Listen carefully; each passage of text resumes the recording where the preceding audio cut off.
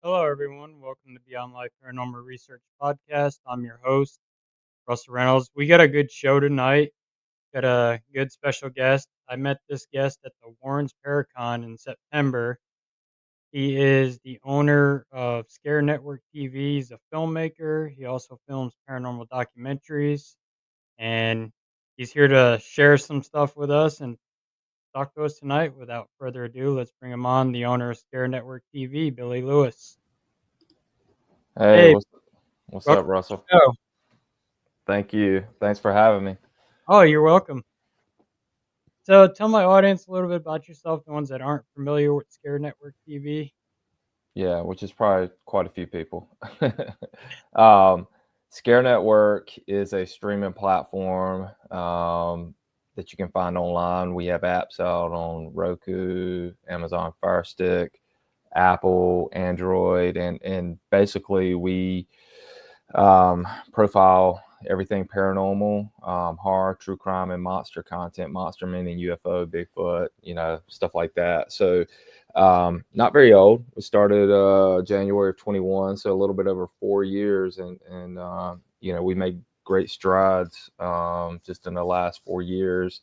Of just really trying to grow this platform and this network. In our opinion, I feel like there's a void, especially with paranormal TV. There's been a big shift with, the Travel Channel getting bought out, Travel Channel Discovery Channel getting bought out by Warner Brothers, and they've kind of shifted away, in my opinion, from Mm. the paranormal shows and stuff that they've produced in the past. So, kind of saw a void that needed to be met there, and we're just trying our best to produce the four genres that I mentioned, the paranormal, horror, true crime, and monster stuff. And by chance, the most stuff that we have produced has been the paranormal documentaries. Gone to a lot of locations over the last several years, and produced a lot of really good paranormal films and original paranormal documentaries.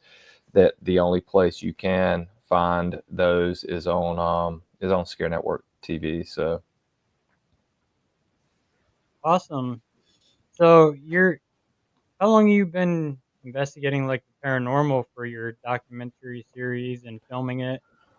yeah, so I've been a filmmaker for a long time. I have I a little bit about me background is I started working in TV news a long time ago. I did that for 5 years, 2001 to 2006, and that was really good. TV news is very negative. I saw a lot of bad stuff, but it gave me great experience as far as me teaching me how to do camera, how to edit, how to light, how to interview people, how to do good sound, every facet that I needed from a filmmaking perspective. It taught me how to do that. When I got out of news, I started my own production company, Orange Street Films, and I produced a lot of corporate videos, a lot of TV commercials, and I actually did a couple of narrative movies that I wrote and directed. One called The Jailhouse and one called The Terrible Two, and those are actually on the Scare Network streaming platform as well. I have them on there. So by chance, it's been around 6 years ago. I was watching this show, which I'm sure your audience is probably familiar with, called The Unexplained on History Channel, hosted Mm. by William Shatner. And kind of what got me drawn into the whole paranormal field and genre is just by chance. I didn't know. It's not like I was out looking for it, but they profiled a house in Indiana called the Willow's Weep house. I don't even know if it's. I think they may have knocked it down. I don't know if it's still there or not. But anyways, they called it the most evil house in America, and I was really intrigued. And it was just a short segment, like a 10-minute segment, and I watched the whole thing, and they were just talking about the documented deaths that had happened there, within the house, on the land, and this and that, and they were talking about the paranormal activity, which I thought was very intriguing. Now, before that, I'd watched some, some of the professionally produced paranormal shows and whatnot. And I actually used to, my wife and I would just sit there and kind of laugh at some of those shows. And now I'm sitting here filming a lot of them, or some, stuff similar. But anyways, long story short, I got up with the guy that owned that Willow's Weep house, and ended up going there and filming a few. Got a bunch of interviews, and got a lot of paranormal evidence, and ended up doing a documentary from that, put clips out, stuff, and people were really resonating with it, and really like kind of just the short clips we were putting out. So from there, I was just like, man, there's a big interest in the paranormal. So again, like I said earlier, January 21, I just decided to start the Scare Network, and to really focus, on the paranormal, to get from the beginning. So we started filming.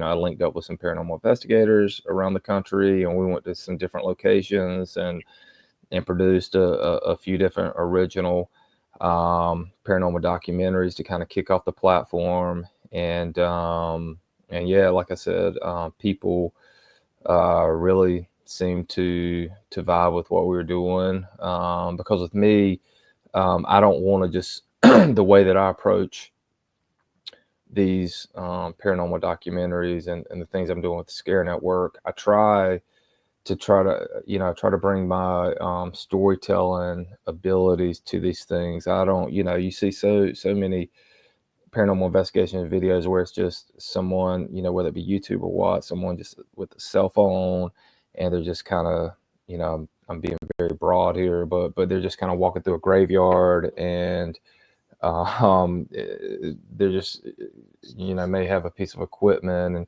whatnot. I wanted to be different. That I wanted to try to get really good interviews on the wherever the location that we may be at, to try to tell the story of that location the best that we could possibly tell it.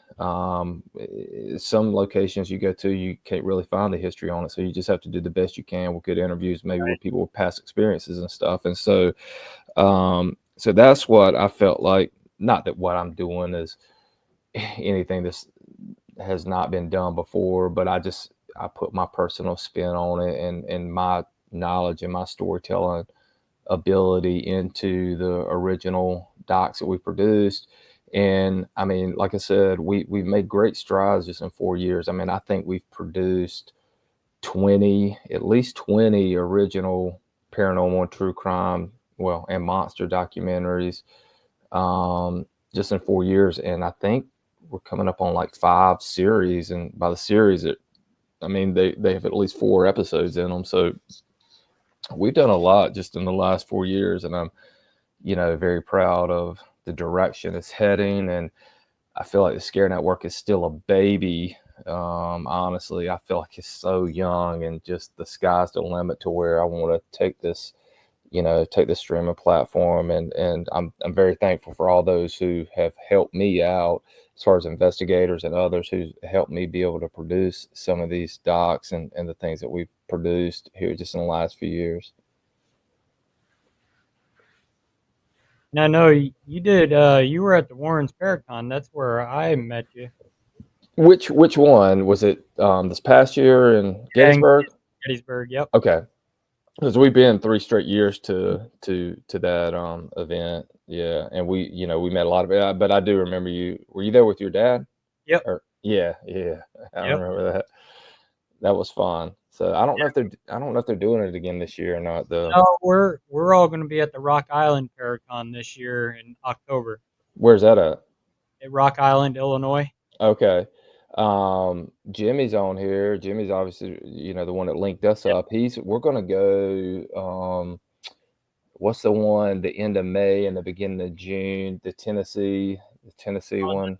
Smoky Mountain Terror. Yes, yes, I'm excited about that one. So Jimmy is hooking us up, to go to that and to try to network and stuff. So, where you guys out of? You guys out of Illinois or where you at? We're out of Missouri. Okay, all right. Yeah. I was just with Jimmy at in Missouri. We shot a new doc at the Glen House at Cape Girardeau. Yep. I Yep. guess I Gerardo. might butcher. Yep. Is that how you say it? I like Yep. butcher that name. But we shot that a couple weeks ago. Like 2 weeks ago, right now, we were filming for 2 days straight. I was there with Jimmy and Kevin and others, and yeah, man, that's gonna be good too. We yeah, that's what I'm saying. We got some good stuff in the works. We've already put out good stuff, and yeah, man, I'm just grateful for the opportunities to continue to be able to produce these types of documentaries, and like I said, just kind of put my spin on it from a filmmaking perspective. So, what other questions you got, Russell? Now, like your true crime ones, what places have you checked out for your true crime documentaries? Yeah, so true crime, man. It sounds so morbid, but Americans are fascinated with true crime. I mean, let's just say it how it is. They really are. Look at all the true crime shows out there, and Hmm. um, with Dateline NBC, which is on about every other night, to 2020 to 48 hours, and whatever. So that's one thing that I want to do more of. So one of the bigger ones that we did. It's a 4-part series. It's called The Devil in Bel Air. It was in Bel Air, Ohio. Really messed up story, but it was about the 17-year-old kid back in 1995. His name is Nathan Brooks. And he dabbled in devil worship and some other really bad satanic stuff. And one night, he just decided to kill his parents. And not only that, he had a hit list for the whole small town of Bel Air, Ohio. He wanted to kill like 20 other people, and this guy like truly lost his mind. And his brother was playing in a football. It was on a Friday night. His brother was playing in a football game, and wasn't home when he killed his parents. But he tried to lure his brother back home after the game. His brother, thank goodness, didn't come home while he was still there, or he would have been dead too. And they crossed paths. Long story. But it was cool. Nothing big has really been done on that story. Sad, obviously, first off, and we kind of tried to mix in a little bit of paranormal with the true crime stuff. And again, let me preface this by saying we meant no disrespect for anyone, but we went out to where the parents were buried that he killed. Went out to their gravesite, did some paranormal investigations, and we feel like there was some type of communication there. Again, you can't prove anything as far as that's concerned, but it was cool to try to mix the paranormal and the true crime and try to intertwine. And so, anyways, that was a big one. We've done a couple other ones, but after while I was shooting with Jimmy and those guys last week, or week before last, I ended up going to um, Westmoreland, Tennessee, and shooting for 3 days there on a really messed up story that happened in April 2019. It was about this guy named Michael Cummings, who is in prison now for life, and he 25 years old when this happened. He ended up killing his entire family in a trailer. Killed his mom, his dad, his uncle's girlfriend, a couple others, including a 12-year-old girl, which is really tragic. And then beyond that, he killed 2 other people away from his land and stuff. And so he ended up killing a total of 8 people. And Hmm. nobody's ever done anything big on that. And I mean, and what's really weird with that story, and I'm actually starting to edit on that, so I'm gonna get that out here pretty soon, hopefully in the next month or so. I'm gonna call it the Westmoreland horror. But what's really intriguing about that is there's a lot of similarities in that and what Ronald DeFeo did with the Amityville story. He killed his whole family, his brothers and sisters, his mom and dad while they slept. This guy killed a lot of family members while they slept. And you'll see the kind of the similarities. We'll try to bring those out when we put the true crime documentary out. But again, with this one, I was working with a couple of paranormal investigators too on this one, and we were actually able to get on the land where the murders happened, and some of the responses and stuff that we got was really disturbing and unsettling. And so, um, the interviews we got with that too are really good, and it's going to be a great story. I mean, again, nothing but respect to those that lost their lives and whatever, and we don't mean any disrespect by trying to produce these, but like a preface these true crime stories is Mhm. you know I'm just trying to tell a story, and again, like I said, the public seem to be really enamored with these stories. And so, especially with that one in Westmoreland, Tennessee, man, I mean, it made national news. It was in the USA Today, it was on BBC Nightly News, this and that. But it's been April will be 6 years since these horrible crimes happened, and no other big platform has stepped up to do anything. And so, Right. I'm just trying to step up and create new content and bring uh, bring that to the table and just try to tell the story the best that I can to our fans and viewers who happen to check out, Scare Network. Yeah, we've got our share of true crime stuff here in Missouri. We've got the Copeland murders, Which what murders? Ray and Faye Copeland. Uh-huh. I'm actually not too far from where they live. Well, how long ago was that? They did that. That was back in, I think, early '90s. Okay, you have to give me some leads on some stuff because I need some. That sounds familiar what you're saying, but I need some. He was a. They were farmers, and they would bring in these travelers that were homeless, and he would write checks in their name for cattle, and then Yeah. check bounce. And then when those homeless guys would catch on, he'd bring them into a lure them into a barn and shoot them in the head with a 22. Okay. And his wife would take their clothes and make quilts out of it, and he Oh would leave gosh. bodies all around the county. Really? I have to And check. I have to check that out.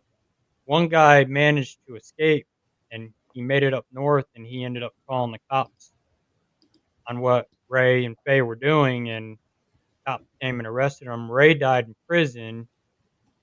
Faye, she got out, and she never spoke another word, and she was in died in a nursing home. Yeah. Then we had the Slagle murders, which is a mystery with Henry Slagle. He supposedly had murdered 5 of his wives. What? How did he get away with all that? He was a judge, and they never had enough evidence to convict him. They thought they just either vanished or committed suicide. One wife they found hanging from the bridge. Really? His 6th wife, he never killed her, but her brother found out that she married him, and he come to kill Mr. Slagle, and Mr. Slagle shot him in the back with a double barrel shotgun and buried him in the road up there. How long ago did that happen? That was back in the 1800s. Oh, okay. So that was a while ago. What And part of Missouri do you live in? we're in like North Central. We're near Kansas City. Okay. All right. We're about an hour from Kansas City. So who you pulling for tomorrow in the Super Bowl?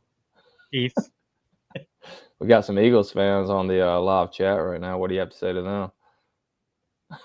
Good. Best of luck to you. Well, I'm a Washington fan, so I can't I don't have a dog in the fight tomorrow, so it should be a good game. Well, I was originally a Jets fan because I grew up in New York. Yeah, So it should be a good game tomorrow. But anyways, yeah, I mean, the true crime stuff, man, it really is fascinating to try to get into the mind of someone who has the capability to do something like that, you know. So, how long have you guys been in the paranormal for? 31 years. Oh, really? Yep, I've been doing it for 31 years now. That's that's a long time. Yep. And your dad, how long has he been doing it for? He's been about 10 or 12 years now.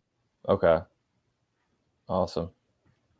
Um, yeah. So, what other what other questions you got about the platform and stuff? What are some of the biggest places you filmed at? I know you've done the Glen House, the Thomas House. Yeah. Um, so we did produce a documentary on, you know, the whole Amityville story. Obviously, you can't go in there; it's a private residence. But we sat outside and got great footage. Went to um, the DeFeo's graves. Again, it sounds very disrespectful, but we weren't trying to be disrespectful. But um, also in New York, there's a huge abandoned asylum called Letchworth Village, and we did a really good documentary. It's like a 2 hour documentary on Letchworth. It is like probably like 20 different buildings that have literally been abandoned now for probably almost 30 years. And so there's vines growing in on the town. It's right in the middle of town. The town doesn't know what to do with them. You know, I know a lot of other bigger shows like Ghost Adventures, and I think a couple others have been there years in the past and done shows, but we were able a couple years ago to film there for a few days and got some really good paranormal evidence and some really disturbing interviews with people who used to work at that facility that would tell a story, such as, you know, they housed a lot of um, individuals with learning disabilities and mental incapacities and stuff. And when one of their patients there would die, they would actually do, you know, lobotomies and try to dissect their brain to understand exactly why they were the way they were. And we got interviews with former employees who actually witnessed that and would see the brain. I mean, God, it sounds really morbid, but the brains, you know, that were being dissected and stuff. And so that's just called Letchworth. That's on the platform too. Um, but yeah, Jimmy mentioned the Euro Shrine. We did a whole 6 part series at the Euro Shrine there in Bristol, Tennessee. You know, very thankful for Rick, the owner, allowing us to come in and invade his space. We shot that last year and released that, I think last summer. But that, you know, that place is super cool. You know, Rick allows a lot of people to come in and do investigations, do rituals, do all kinds of stuff. So there's all kinds of things going on there. We did a entire uh, 7 part series on a neighborhood in New Jersey called Darkness in Suburbia. And what was really fascinating about that series and that whole story is the whole neighborhood was built in 2020. So all the houses are new houses, and there are we were able to get in maybe 5 of the houses, and they were all experiencing paranormal activity, and the houses weren't that old. So again, that goes back to the old adage in the paranormal field, which you hear this a lot if you have anything to do with, you know, the paranormal field, is more times than not it's the land, and where something bad happened on the land, versus the individual structure that may be on that land. And so, I mean, that's so true, throughout the United States. I mean, you think about you know, Native Americans and others that this land is so old, you know, we think it's not that old, but it really is. Goes far beyond when the United States was turned into the United States and whatever. So, I mean, this, I dare to say that about every square inch of the United States, someone's probably lost their life on it, to be honest with Oh, you, So, um, so that was an interesting series. It's called Darkness in Suburbia. Really, a lot of unexplained things happening out there that weren't just coincidences, with all these neighbors saying the same things too.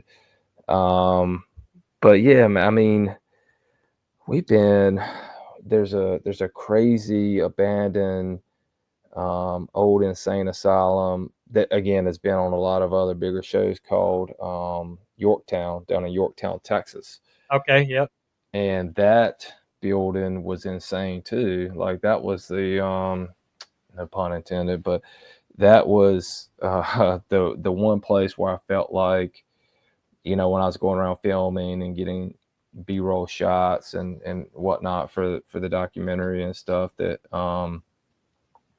I felt like somebody was actually over my back, kind of watching me, and there was nobody around me. And I don't, when I go and film these documentaries and stuff, like I don't let the environment and stuff really affect me because I have I'm looking through a lens, and I know that I've got a job to do, and I got to get the shots and work with the investigators and whatnot the best that I can. So I don't let the environment really affect me too much. And even in that Yorktown documentary, um, even though I felt that way and felt like I still knew that if I didn't get these shots and I didn't get this video and these B-roll, that nobody else was. Right. So I just had to try to brush it off, and we were only in there when you go and do that, you can only rent it for like 8 hours at a time. So we were only in there from like 8 o'clock at night to like 4 o'clock in the morning. So it's like, and we only have a little bit of time. Um, so with all that being said, going back to your question, man, there's so many other places and locations that we have not been to that I want to go to. Um, when I started the Scare Network and stuff, I said early on, I was like, man, every town in America, and I'm not just talking about big cities and what I mean, every little town in America has a ghost story. Like, and you hear that all the time. And so if we can capture, a tenth of those ghost stories and put our spin on it from a filmmaking perspective, and put that out to the public and be able to tell that story, we'll be able to entertain people and be able to, um, achieve what my original goal with the platform was. So, yeah, Even here where I live in Missouri, this town I live in is an old military town, and it's got a ghost story, which I've been here going on 13 years, and I haven't seen that ghost yet. But they say there's a Civil War soldier that appears uptown here. Somebody captured a picture of it. where at? Breckenridge, Missouri. Yeah, where did they capture the picture at? It's uptown by the gas where the gas station used to be, up on the main street up there. They say they captured a figure up there. I haven't yet seen it, but I know the school in town here is haunted. I got to investigate that like 3 or 4 times, and I used to work there, so I've got a lot of personal experiences and stories from that place.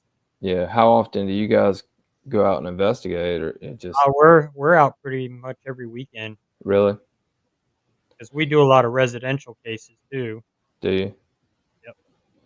Now, when you say that, I'm just curious, like, do you find that most of the residential cases you do Are they legit, or Uh, some of them just don't pan out? I mean, I know it's hit or miss. yeah, some of them don't. Some of it's psychological because you're Yeah, dealing with a lot of mixed energies with disabilities like schizophrenic people, and yeah, like we deal with the darker stuff too, like the demonic cases, and which are very rare, yeah. but we do come across them. Our very first demonic case was a pretty bad one. We actually got to witness an upside down cross get scratched into somebody's neck, Really? and one of my members were actually standing there holding this person's hand, so Wow. this person wasn't self-inflicting. I've seen an investigator get partially possessed and their face start morphing. Really? Somebody else, I've got that on video. Oh, where was that at? That was at Marshall Cinema, the haunted movie theater we do. Is that near where you live? Yep. Yeah. That actually was on, an episode of Dead Files Really? called The Madhouse. The theater was? Yep. Yeah, It's like that season Dead 5, episode 11, I believe is what it was. is that the Dead Files, is that the one with the New York cop or Yep, and Amy Allen. yeah, they came down to Wilmington. I know they don't make the show anymore, but they shot a couple shows where I live in North Carolina. They shot a couple of shows down here and stuff. I remember seeing that. I thought they did a good job with that show.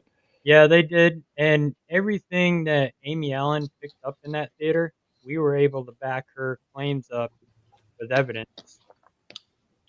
Um, yeah, that's what I'm talking about. Like them canceling that show, and I mean, I even like Jack Osborne's, Portals to Hell show. I give a, I mean, a lot of those paranormal shows, like I give them the benefit of the doubt, and for me as a filmmaker, I look at them. Now I'm talking about the ones again shot on like a professional level and stuff, and Mhm. I try to learn from them. To be honest with you, and I watch them, even though they're not making too many of them anymore. But I try to learn from them and see how different paranormal investigators are investigating, see how things are shot, see what kind of interviews they get, just how they mix the history in with the actual evidence that they gather and whatnot. And so I try to apply some of that stuff. But yeah, I know that guy from the Dead Files was upset when they canceled his show. There's a because I think I saw a video with him. I was like, yeah, I don't know why they canceled the show. I thought we got good ratings, but I don't know, man. That's weird because I know Warner Brothers came in and bought up all the Travel and Discovery Channel and just kind of like stopped doing it. And there's like a huge, um, people love the paranormal stuff. Yeah, So that's what I don't get. They canceled everybody else, but like Ghost Adventures is still on. yeah, I mean, who knows? Who knows how much longer it's going to be on though? I mean, I know that Zach Bagans wants to venture off and do like narrative movies from what I've heard, and obviously he has um his thing in Vegas, his Museum. museum that he does really well with, and um but I like Zach too. I mean, I don't know him, but I'm saying I like his show and stuff. A lot of people hate on a lot of people in the paranormal field hate on him, and I'm just like Well, it's take him for what he is. I mean, it's the way he acts. It's the way he yeah, presents himself. I mean, if he present himself in like more of a professional manner instead of yeah, with the ego, he'd be good. That that's I think that's what he rubs people the wrong way with the approach that he takes. yeah. Yeah, I mean, again, to me, it doesn't bother me, but I mean, you think about it, he really is like kind of the godfather of the paranormal shows from again, Mm. them from a professional standpoint and whatnot. And so, um, I don't know him. I don't, I don't know if all his stuff is legit, if they set stuff up. I don't know. I really don't care. I mean, he's brought such a good entertainment value to it that, again, I take it for what it is. take it too serious and Right. whatnot. So, anyways, but yeah, I mean, the approach that we take is, um, when I'm producing my stuff, man, I cut out way more evidence than I actually put in our documentaries and stuff. So I don't, if for example, if there's like an EVP that, or even something on the spirit box, oh, did you hear that response? And then I truly don't hear it when I'm going back and editing. I won't even put it in there. Right.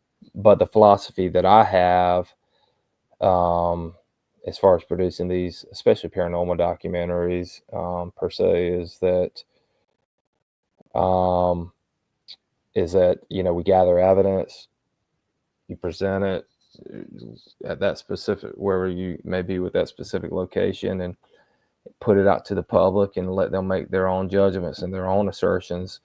I mean, I'm not trying to convince anyone whether ghosts are real or if you can communicate with the dead or whatever.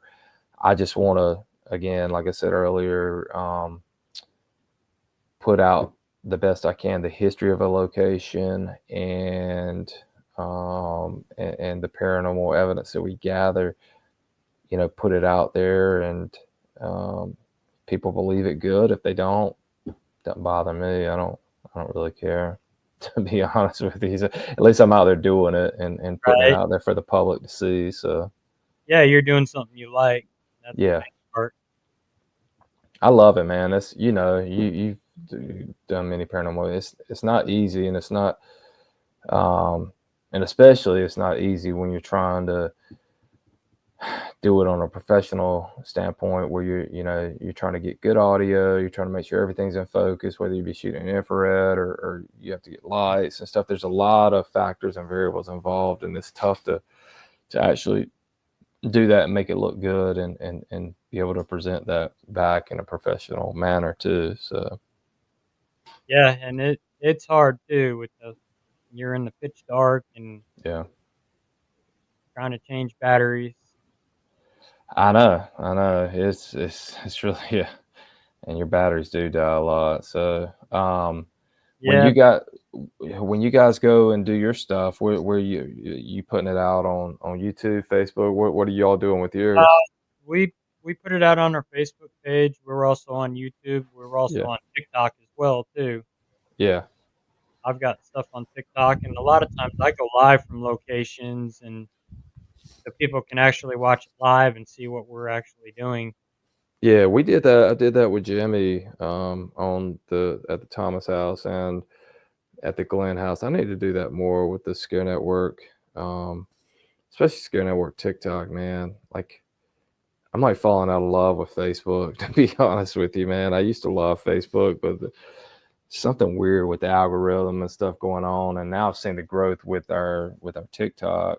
Hmm. Um, so 6 months ago, I was like, they were talking about banning TikTok. I was like, oh, I could care less if they ban TikTok. But just in 6 months, our TikTok's grown tremendously with Scare Network. And I see, and I could care less about, I could care less about any social media. All I care about, to be honest with you, is for people to actually jump over to the actual platform and start watching our content. So obviously you have to use social media as a means for people to know what the Scare Network is and what you're trying to accomplish and what you're trying to do. But anyways, yeah, I need to do more lives and stuff with TikTok. I think it's really cool when you can do a live like that and shoot it from a professional standpoint. And then when you put the documentary out, you can actually show the live, intercut it with what you shot with the professional, and people who are actually watching it feel more like they were there with you when you were producing that, wherever the location may be. And I found too, even being live, there's things that your viewers that are watching live see that you didn't see. Yeah, that happens a lot. I was live on at a case that we were doing at some guy's house, and I was down in the basement by myself, and I was live on TikTok. One of my viewers seen this figure come up in front of me. I never saw it. They said it had no eyes.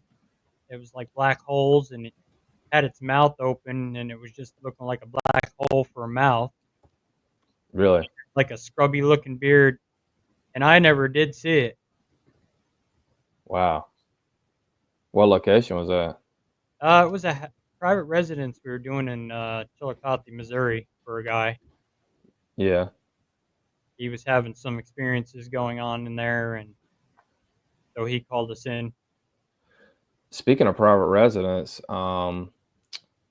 there's a guy Matthew Charles who's just on, or who's on the live now. I don't know if he's still on or not, but we just released a documentary a couple weeks ago called "A Residential Haunting in Suffolk." He lives in Suffolk, Virginia, and it turned out great. We got great evidence, great interviews, and he was inviting enough to allow us to um, come into his home for a couple of days, and we were able to investigate and again get really good B-roll shots and just kind of invade their space because they had a lot of things happening and um, a lot. Yeah, that's Matthew. That's the house we're talking about in Suffolk, Virginia. The history on his land is crazy, man. I mean, it goes back to Native Americans. It goes back to there being a plantation on the land, to the Civil War, where there was a huge battle, less than a mile from his land. A lot of, soldiers died in the Civil War. So there's blood obviously spilled on that land. So it's crazy.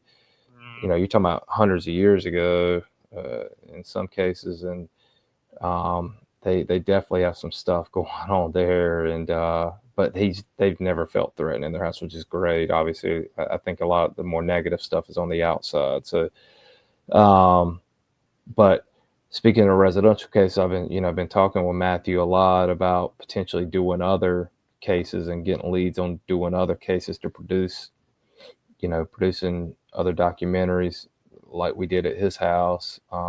So we're on the lookout for any leads for residential cases, moving forward to produce those.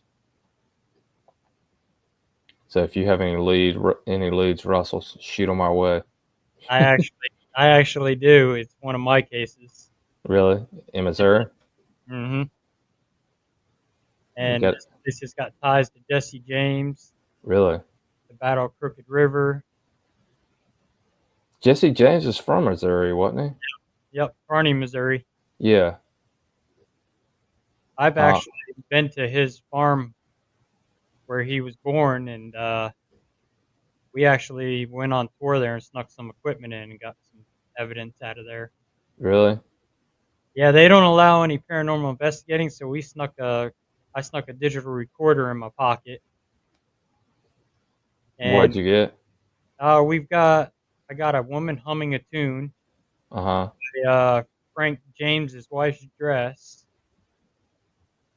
We did a spirit box session up in the slave quarters, and Jesse James come through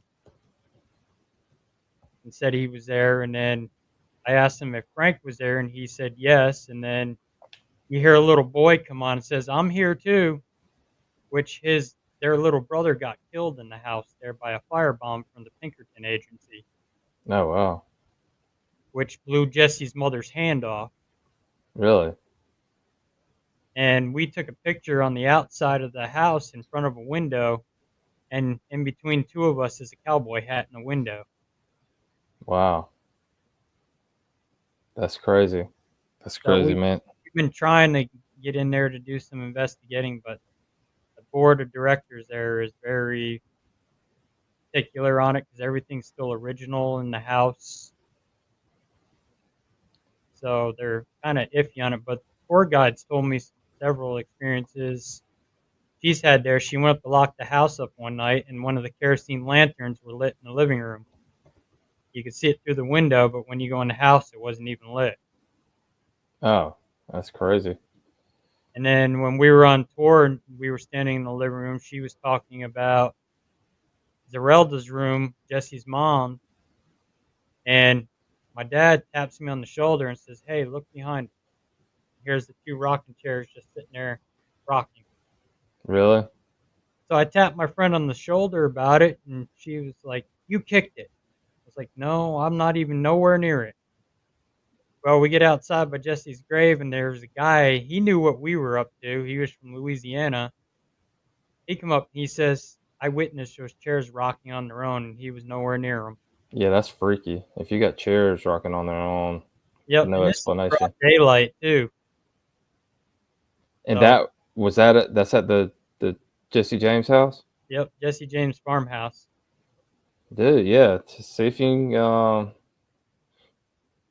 can get. I mean, yeah, it's a long drive for me, but if you can get into something like that and investigate that and tell that story, that would be amazing.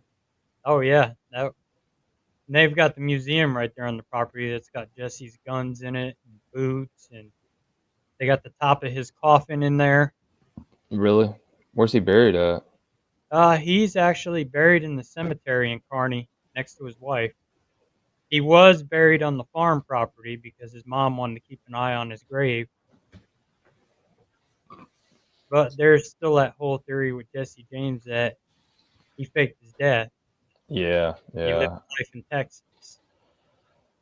I've heard that. I've watched, specials and documentaries on that too about that. So But who knows? The Ford brothers are buried out here in Missouri. Who are they? They're Robert Ford's the one that shot Jesse. Okay. Yeah, yeah. Him and his brother are both buried out here in Missouri. So is Bloody Bill Anderson. Okay. They're all buried in the same cemetery out in Liberty, Missouri. Yeah. Seems like there's a lot going on in Missouri. But our location that we've got, the great grandparents of the owner, used to hide Jesse and his crew out in the barn when they would come riding through, headed back to the farmhouse. They would hide him out there and feed him. Yeah. Did he get killed out in like Arizona or New Mexico or He got killed in St. Joe, Missouri. That's where he lived. His okay. house is still there in St. Joe. It's part of the museum now. You can actually go in there and check it out, and they've got some of his stuff in there too as well. Yeah. Yeah, man, like I said, if you could somehow finagle us into that house and stuff, um keep me updated on that. I'd definitely be interested in trying to do something on that. That's very intriguing to me. Oh yeah, definitely. Greg said the Ford should have been put through a wood chipper. What did they do? Just for killing Jesse Yeah, James or what? well, Robert he met his end in Colorado. Mm-hmm. He was he was the saloon owner. Guy walked in and shot him in the face with a double barrel shotgun, Jeez. and it was retaliation for killing Jesse. Mm. The other Je- brother, he committed suicide. Jesse was young though when he got killed, right? So, Yeah, I well, think he was only in his 30s when he got killed. yeah. Um, yeah. My wife and I just finished watching this series on Netflix called American Primeval. I don't know if you've seen that or Oh yeah, that is a very graphic, disturbing depiction of like Utah back in like what was that like the 1850s, 1860s, I think, yeah, 1840s, 1850s. So it made me think of that. I know Jesse James was after that, but anyways, so then we uh, our local, the Kansas City butcher, Robert Burdella. I've heard that name before. What's his story? He would kidnap women and men and torture them, and one managed to escape. He was running down Jeff City naked, and they picked him up, and he the one that turned Robert Burdella in, and Robert Burdella got put in Missouri State Penitentiary out here in Jeff City, and he uh, he ended up dying in Missouri State of a heart attack. And BTK. Well, I think he's from Wichita, Kansas, right? Yep. But that's probably not too far from you guys, is it? No, that's not. That's only Wichita's about 3 hours. Yeah. Because we're about an hour away from Atchison, where the McIntyre Villa is, the Sally House. Sally House, that's obviously been profiled on a lot of things too. That's another. Have you been there Many I've times? never been there yet. Really? I've heard that name. People have told me numerous times that we need to go there. Um, so that's Matt with he's talking about his residential thing and said that they caught some new stuff last night. We Uh, we caught some stuff up at Gettysburg when we were up there. We investigated the battlefields. did you? I didn't shoot anything while we were there. But we did, my wife and I did go on the tour, like the riding tour with the audio telling you where all the Mhm. stuff happened. That was interesting. Sad too, obviously. I mean, it's hard for us to kind of wrap our human minds around how much blood was shed on that land. Gosh, that was well over 150 years ago, maybe Yep. 160 years ago. But it's crazy, man. When I go to places like that, um, oh, Matt's talking about, Oh, yeah, some of the other murders. All right, Matt, stop yelling at us. We're right here. Stop yelling at us. Um, but when I go to places like that and locations where, um, I'm from North Carolina, Greg. I live on the coast, Wilmington, North Carolina. Um, but when I go to locations where bad things happen, and even going back to the Amityville house and stuff, obviously, again, you can't get in it because it's a private residence. But you know, I I, I try to think. I mean, as morbid as it sounds, especially when there's like horrific murders and bad things like that. I try to put myself in not position, but I try to let my mind go back to when those things happen and stuff. But Civil War, man, it's like a lot of those people that died, those young soldiers didn't even know what they were fighting for, and they're just running in, and their life is over just like that. So it's crazy to even think about. well, my cousin, he was killed there, John Franklin Reynolds. He was the one that led the charge out of Reynolds Woods. Really, They told him to get off his horse, and he wouldn't listen. He kept feeding the charge, and some sharpshooter shot him in the back of the neck. His first during day when out. during one of the battles. Yep, first day Wow, out. how old was he? He was only in his, I think, 30s. Wow, yeah, that's when we went. Um, that was whoa. I think she's talking to you, Russell. No, Yeah, that's Matt. That's Matt. She was in the residential documentary, okay. the Suffolk.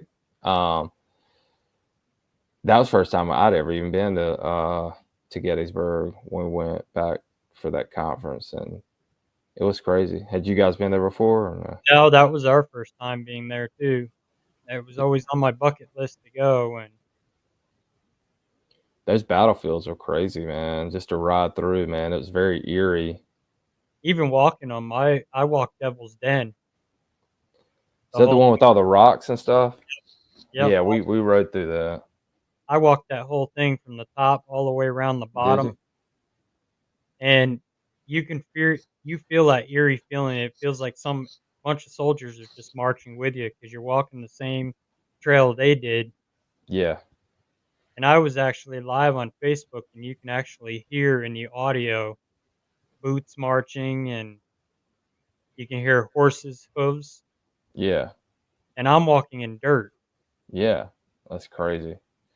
I did take a photo there, and it may be what's it called when when you think you may see something in a photo, but it's not. It's like just It's like a pareidolia or something. yeah, Paradalia. Yep. I caught one. I swear it looks like a soldier running with a gun, but it was on some water right there at the same place you're talking about.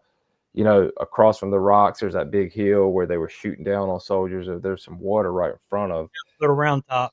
Yeah, yeah, it was right down, and there's still a creek where they said blood was just spilled in that creek, and it all turned red. But I caught a photo, and I zoomed way in. It looked like a soldier running with a gun, but I think it was that pareidolia. I don't think it. Well, I posted it on social media. I wouldn't be a bit surprised because when we were up on Little Round Top, we heard cannon fire and seen smoke rolling up over the tree. Really? And we asked one of the rangers if they were doing any reenactments, and he said they're not allowed to do any reenactments on the battlefield. And that smoke rolled up the tree, right up over the trees right behind Devil's Den, Mm. which was down near the bloody field. Yeah, that's a sad place, man. I mean, I know a lot of stuff's been done there, but I would love to go back and do something, you Yeah, know, Greg's been there. He's had some experiences at the Triangular Field, which is right really. behind Devil's Den. That little triangle right back there. It's a huge area too, man. It's so vast and so big. Um, Again, it's kind of there's so many areas there. It's kind of hard to wrap your brain that all that fighting, and it was quick too, right? I think it was only 3 to 5 days Yep. total that they fought there. So We did the orphanage too, the ghost for the orphanage, and got to investigate,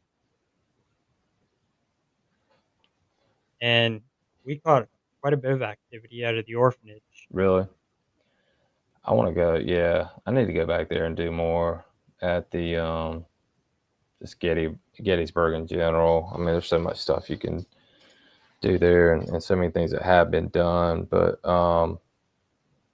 yeah, see, Allison's vouching for Mhm. my soldier.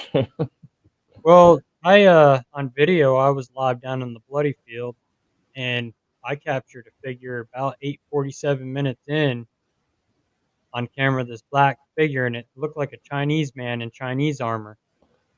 Yeah, And um, Carol Garcia spotted it on my video. I didn't spot it, and then I went back and reviewed it.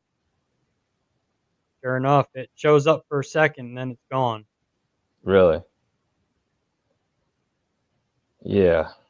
Can you imagine if you like spent the night in one of those fields and what you would get if there was like no other traffic and stuff? Mhm. Gosh, I bet that We meant were we were looking when we came in. We were supposed to be there about 11 at night, and we didn't get in till like 1 in the morning at Gettysburg. yeah, So we were driving past the battlefields, but that weather was rolling in on us, and that fog. So we were trying to yeah. look if we see any lanterns or anything like that going through the battlefields. The weather sucked that whole weekend. Remember, it's like overcast and rainy the Yep. entire time. We were out in it. It missed for a while, and then it stopped. So we get out and do some stuff. And the Jenny Yeah, house, we did that. We were there too, and I captured a figure in the mirror at Jenny Wade. It was her face in the mirror. I where's was Jenny Wade House at? That's right there in town, right in Gettysburg. It's just Oh, okay, okay. Farnsworth House. I've heard that name. I couldn't remember. Okay, Jenny Wade was the one that was shot and killed in the house by the soldiers. She was making bread and stuff for the soldiers, and they fired shots from the Farnsworth house, and one went through the door, shot her right in the kitchen. wow, yeah, And if you look, you can actually still see some of the blood specks still on the floor really? where they carried her up the stairs. Jeez. Um, What's that? Oh, Lizzie Board. I'm thinking about. I mean, I know it's not in Gettysburg, but I'm thinking of other places to go. Lizzie Borden house, yep. Yeah, I want to do that too. Have you been He's there? actually my cousin. Wait, Lizzie Borden's your cousin too? Yep, I mean, how many cousins do you have? Come a on, lot. Russell. Apparently, a lot of them. Um, Between the Warrens, the Zaffis. Wait, they're your cousins too? Yep, I'm related to the Warrens. Gosh, knows it. Related And to John Zaffis. I've never met him. Oh, he's awesome. Yeah, I've heard he's a good guy. Then I'm related to Keith and Carl Johnson too. Okay, who are they? They're the twin demonologist brothers. They've Oh, been okay, on several shows. Keith was at the Warrens Paracon. okay. He was actually right down from you. Oh, um, I may have met him, man. We met so many people there. I'm bad with names and faces. What's Greg talking about? Jenny and her flag. Oh, the Jenny Wade, they have a flag right up there by her grave, Uh huh. and I know when we were there, we had a hawk land up on one of the stones. Really? When we were there, we went up there to pay our respects to Jenny Wade, and they've got a flag up there. I think Greg's had an experience up there with that flag, Mm-hmm. but I know they don't let you on the battlefield after dark. Yeah. There's Yeah. people that do sneak on there. People do that. Oh yeah, there's people that sneak on that battlefield at night. Like I said, it's so vast and so big. I don't know how they could patrol all that area. Because I mean, there's spaces you can go back into the woods. There's one trail I was getting ready to go back into the woods, but we were running out of time, and I was like, I don't know if I should hike back there. I'll probably end up getting lost back there because I was by myself. You probably would have gotten arrested. So, well, it's an actual trail you can walk through the battlefield. So Yeah. I ended up taking the other trail, which took me around the other side of Devil's Den. Yeah. And Um. when you go through those woods, that's where the train tracks used to be, where they used to haul the soldiers back and forth. Oh, okay. Um. Well, what other you got any other questions for me or the platform or anything like that? It's getting past my bedtime. I'm an old man now. I got to get some beauty sleep. I think we pretty much covered it. Yeah, so I mean, final thoughts from me, man. I just encourage anyone who happens to be watching to just go and check out, our platform. First off, thank you for having me, Oh, you're welcome. Russell, and yeah, everyone just go check out scarenetwork.tv is our web address, and like I said earlier, we have apps out on Roku, Fire Stick, Amazon Fire Stick, Apple TV, Android TV, and all the major app platforms, and got some really good content on there that you won't find anywhere else. And so, yeah, check it out and help us spread the word, man. We're just trying to grow and try to, raise awareness these different locations and tell these different stories. So, you got any other? What's your question, Matt? I was going to say, Russell, do you have any questions? But apparently, Matt's got a question. um, do you have any other questions, If people Russell? want to book you for like Paracons or want you to film for them, how can they get a hold of you? Yeah, I mean, we got several email addresses. Info at scarenetwork.tv or customer at scarenetwork.tv, the Scare Network TV at gmail.com. We have, I'm pretty accessible. I need to do more Paracons. So any heads up or leads on doing more Paracons, I'm all about it. And going to shoot more stories, man. We always need to produce new content too. So, all right, Matt, what's your question? Spit it out, son. We ain't got all night.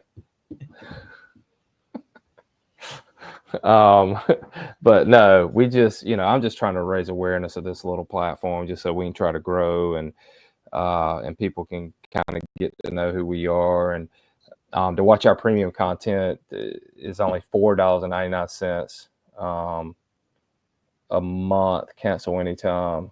Um, who's that question for, Matt? Me or for Russell?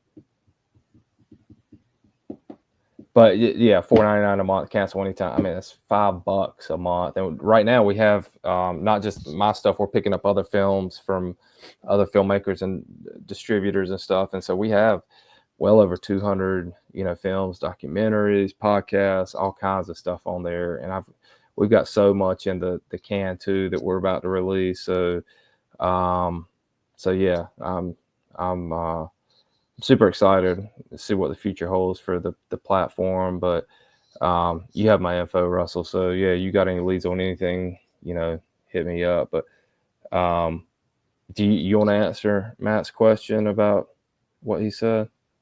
Well, mine started when I was 6 years old. The house I lived in, I had my first paranormal experience at 6. Saw a Civil War soldier standing in my bedroom door about 3 o'clock in the morning. Wow, So that made me a believer. And then as I got older, started seeing more stuff. And not many people know I died at 12 years old and came back. So what happened? I had a seizure brought on Oh by man, the flu. I had a real bad fever, and I ended up dying for a little bit, and I came back. that's So crazy. I have abilities to see them and hear them. My dad's Yeah. got the same abilities as well because he died and came back from a car accident in the 70s. Um. He woke up Yeah. at the table with the nuns reading his last rites Really. when he woke up. Yeah. So I had a crazy thing happen to me. Um. This was in 2012. So coming up on 13 years ago, I got a bleeding ulcer in my stomach, and I lost like pretty much all my blood, man. Um. And I was having to get blood transfusions, but they Mm, couldn't stop the blood in my stomach or from bleeding. They just could not stop the ulcer. It just kept bleeding and bleeding, and I kept passing out. And yada. And finally, they're like, they're like, we're gonna have to cut you open, and we may have to remove part of your stomach, and um, just to try to save your life. And I swear, man, like I was like really close to that. I was 33 years old when this happened. I was like really close to dying because I was losing so much blood mhm. before they could stop it, and I was like seeing white. And they rushed me into surgery, and luckily they didn't have to remove my stomach and stuff, and they were able to fix it. But even then, I mean, that was again coming up on 13 years ago. That didn't like jump me into the paranormal stuff. I mean, for me, it was more of a spiritual thing than anything. So because I am, I'm a Christian, believe in Jesus and everything, and so he kept me alive at that particular moment for a reason. So I'm very thankful for every day I have. So it's crazy to hear the story, you and your dad going through that too. Matthew, I don't remember anything from when it happened because I was seizing. So I was having a seizure. So I don't really recall anything because of my brain activity, the way it was going. I don't. The only thing I remember is waking up on the floor. I was face up on the floor with a towel on my chin because I split my chin wide open when I hit the floor. I busted my chin open too, but that Yeah, was playing basketball. I had I've like got a huge thing right here too. so do I. I think it's pretty common, but yeah. So yeah, stay in touch, Russell. I mean, you know, like I said, and like you said, any leads on any paracons or stories or anything like that, man, I'm always up for them. Jimmy has brought some great stories and locations to me, and um, he keeps telling about all these other locations, and I'm like, man, I wish I could hit them all up and do them all, and I will. I'll eventually get there. If we can grow a little bit, and I can get me a bigger team to kind of help me out. Yeah, So it's crazy. I mean, the amount we travel too. I never thought in a million years we'd be traveling all over the United States, and here we are. yeah, We were just local for a long time. We just did anything just local around here, yeah, and now we're traveling to different states doing it. Residential calls us, that's where we're headed. that's awesome. Um, well, yeah, I mean, I'm being serious about any legitimate residential cases that you think are worth pursuing. Send them my way. I'd definitely be interested in All right, talking and trying to filter out, see if it's worth it. So All right, if you want to hang backstage for a minute, I'm going to Yep. holler at you backstage and I'm going to close the show out. I thank you again for coming on and joining me. Yes, sir. Thank you for having me. You're welcome, and I'll see you in a few minutes. All right, sounds good. Thanks, everyone, for tuning in tonight. And stay humble, stay safe out there. We'll see you next week. My guest next week is paranormal investigator Dave Schrader. So be sure to tune in for that. And we're going to be talking about some of his paranormal stuff, the Holster files, and several other things that he's doing that he's got in the works. So we will see you all next week, same time, same channel.